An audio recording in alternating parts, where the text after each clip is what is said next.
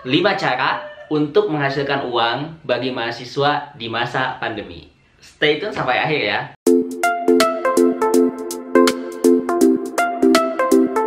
Hola guys, balik lagi bersama aku Fauzi di channel Jejak Zamzami. Wah, makasih banyak buat teman-teman semuanya yang udah selalu dukung, like, comment, share, dan juga subscribe channel ini.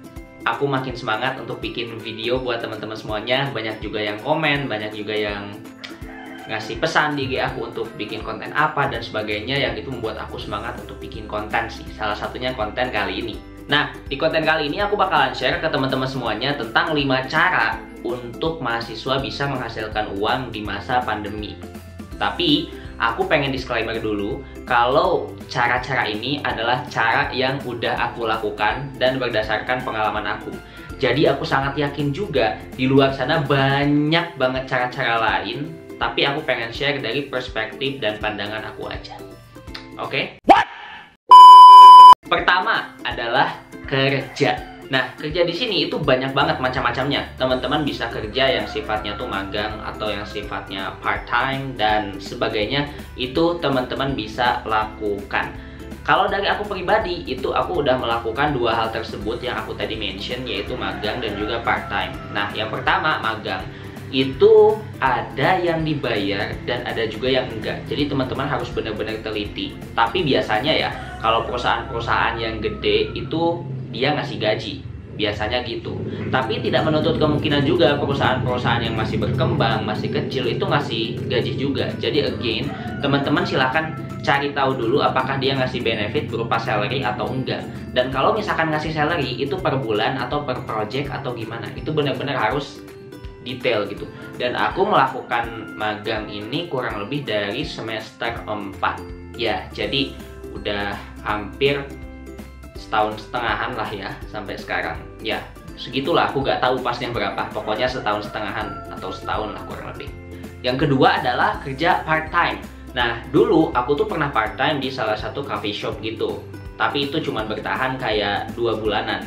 Waktu itu emang diajak sama temen, dan karena gak ada kerjaan juga waktu itu dan aku rasa ini bakal jadi pengalaman baru, akhirnya aku di coffee shop jadi pelayannya gitu. Cuman aku emang bukan orang yang bisa kerja seperti itu, jadi kayak cuman bertahan 1 atau 2 bulan dulu tuh, lupa banget tuh. Dan aku salut sih ke orang-orang yang jadi pelayan, itu bener-bener asli sabarnya keren, terus dia harus senyum terus gitu loh, mau dia banyak masalah atau apa, wah gila sih. Jadi pengalaman buat aku untuk bisa selalu senyum sih. Makanya kalau teman-teman melihat aku senyum terus, ya because dulunya aku pernah jadi pelayan walaupun hanya sebulan, ya gitulah. Nah, dan catatan lagi, kalau misalkan teman-teman bagus nih ketika magangnya, itu biasanya ada beberapa perusahaan yang ngasih golden ticket ke teman-teman. Golden ticketnya itu bisa berupa naik ke pegawai tetap atau naik ke MT gitu, manajemen trainee. Itu tergantung perusahaannya ya, again tergantung perusahaannya. Tapi aku pernah mendapatkan salah satu dari 2 golden ticket tersebut. Jadi ya enak. Yang kedua, nulis. Nah, nulis di sini itu bisa banyak banget bentuknya. Tapi kalau misalkan aku pribadi, aku tuh nulis yang sifatnya artikel opini yang ada di media-media gitu, dan juga riset, ya publikasi semacam paper kayak gitu, baik itu project dosen atau project diri sendiri gitu. Nah, kalau misalkan yang nulis artikel opini ini, teman-teman bisa lihat di 2 sudut pandang. Sudut pandang pertama itu teman-teman lihat di web kampusnya teman-teman, apakah mereka ngasih reward untuk setiap publikasi yang teman-teman terbitkan. Karena kalau di kampus aku sendiri di UI itu ngasih reward atau ngasih insentif buat orang yang bisa publikasi artikel opini, baik di media online maupun di media cetak kayak koran misalkan. Nah, kalau misalkan di media online, kalau aku nggak salah itu sekarang masih di angka 750.000. Nah, kalau di media cetak kayak koran itu 500.000. Tingkatnya yang nasional ataupun yang lokal. Tapi kalau yang internasional itu biasanya jauh lebih gede lagi, kayak gitu. Nah, itu coba teman-teman lihat di web kampus teman-teman ada atau enggak. Sudut pandang yang kedua yaitu bisa lihat dari medianya. Ada beberapa media yang dia itu ngasih insentif, tapi insentifnya tuh biasanya ada berbagai macam. Ada dia yang dilihat dari viewersnya, dari misalkan berapa hari atau berapa bulan itu nanti di reimburse gitu. Atau ketika misalkan teman-teman nulis dan teman-teman diterima itu udah auto langsung dikasih, itu tergantung. Again, lihat dulu medianya apa dan sebagainya, karena nggak semua media pun seperti itu, dan kebanyakan memang media yang nggak ngasih insentif sama sekali.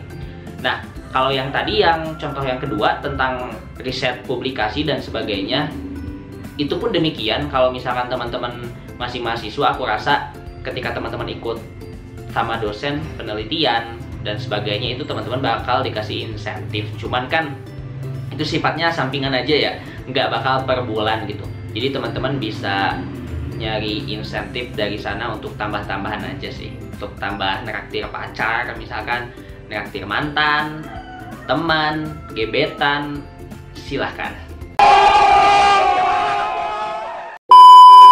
3 adalah online shop. Nah, di sini online shop yang aku maksud, teman-teman bisa jualan di kayak di Shopee atau di Tokopedia dan sebagainya, ataupun cuman di Instagram, itu terserah. Dan aku udah pernah ngelakuin ini, cuman karena aku emang nggak terlalu bakat jualan, jadi emang jualannya tuh kayak seadanya gitu. Kalau misalkan aku lagi mood ya aku share, kalau misalkan enggak ya udah nunggu ada yang beli aja. Kalaupun enggak, kayak gak masalah gitu, karena emang aku udah ada gaji yang tetap yang aku bisa dapatkan per bulannya. Cuman kayak si jualan online itu jadi sampingan aku aja gitu, bukan hal yang kayak aku fokusin gitu, since I'm not good at selling.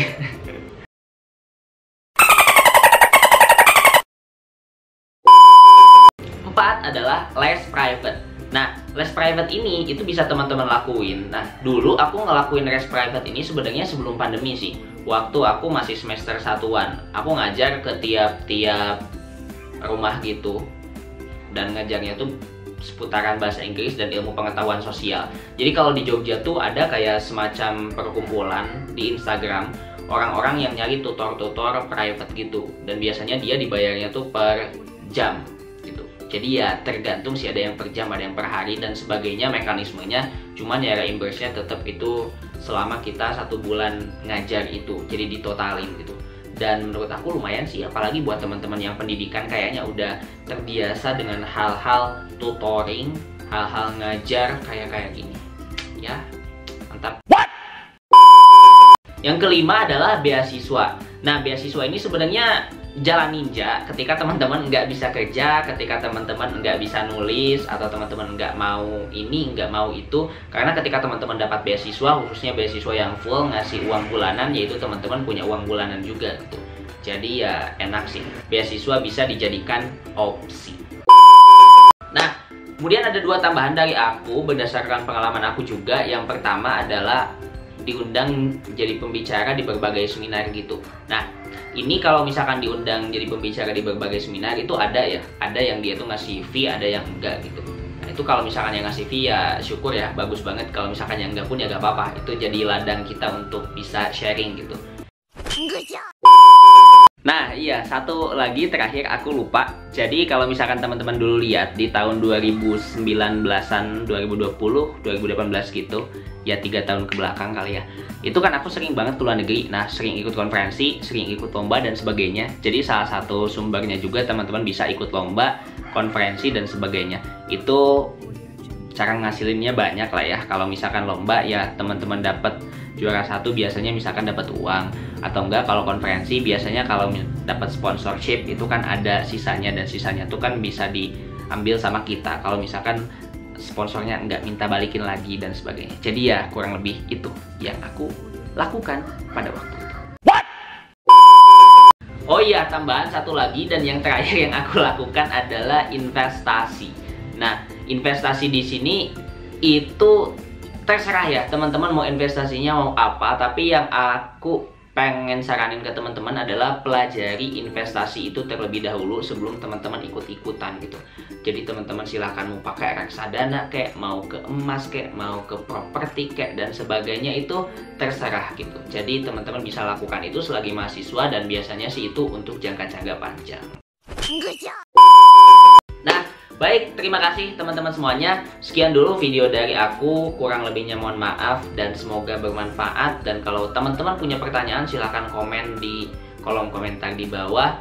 Dan jangan lupa like, comment, share, dan juga subscribe channel ini. Oke, thank you so much buat teman-teman semuanya. Have a nice day, sehat selalu, and goodbye.